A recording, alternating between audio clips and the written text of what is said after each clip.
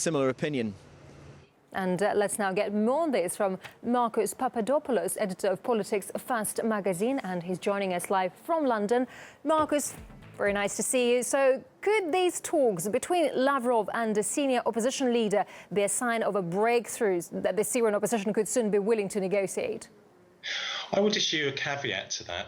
Peace treaties are not concluded overnight. They take a long time. A lot of compromise is required by the parties involved, and also responsible behaviour is absolutely critical by outside players. So yes, it's a positive, a potentially positive development. What happened yesterday, the meeting between the leader of the self-proclaimed Syrian National Coalition and the foreign ministers of Russia and Iran, and I think it's an acknowledgement by the leader of the Syrian National Coalition that the Syrian government, it's not going to be defeated on the military battlefield.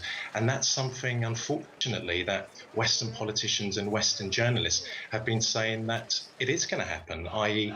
that the Syrian government is going to be defeated on the battlefield, and in its acknowledgement that thousands of Syrian civilians have died unnecessarily, and all because outside players in the region, Turkey, Saudi Arabia and Qatar, have been funneling weapons and cash to the militants in Syria. And after 2 years, it's still blatantly evident that the Syrian army has the upper hand on the development on the battlefield in Syria. So I would say potentially it's a good development. Peace can only ever be achieved by talking, by understanding, but we are at a very early stage, so we still do need to be cautious. Sure, and the Syrian opposition, meanwhile, earlier said that it's ready for talks, but only if President Assad has no role in the transitional government. Do you think Assad will accept that? Well, I would come at that question from a number of angles. Firstly, President Assad is the legitimate president of Syria, full stop. Secondly, I think Sergei Lavrov, the Russian foreign minister, said last year how surprised he was by the naivety of the foreign-based Syrian opposition in calling for President Assad to go from power, to resign, to step down, etc. That's not the way diplomacy works. That's not the way peace processes are put together. So in answer to your question, it's not a realistic expectation that President Assad should step down. He's made it very clear he will not step down, but also he's the legitimate president of Syria. That's something that, unfortunately, in the West, it's completely discarded. In line with international law, in line with the UN, the Syrian government is the only legitimate force. The Syrian army is the only legitimate armed force on Syrian territory.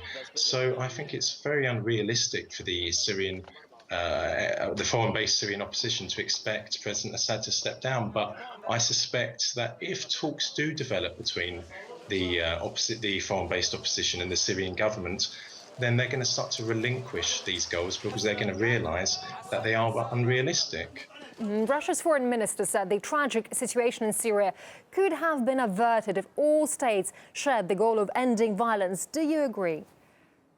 I absolutely agree with that. Unfortunately, what we've seen, in particular over the last year, is certain players in the region. I've already named them: Turkey, Saudi Arabia and Qatar. They have made the situation so very, very worse in Syria. What they have done is, because in the last year, the Syrian militants, they have made some successes, notably along the Turkish border and along the border with Iraq.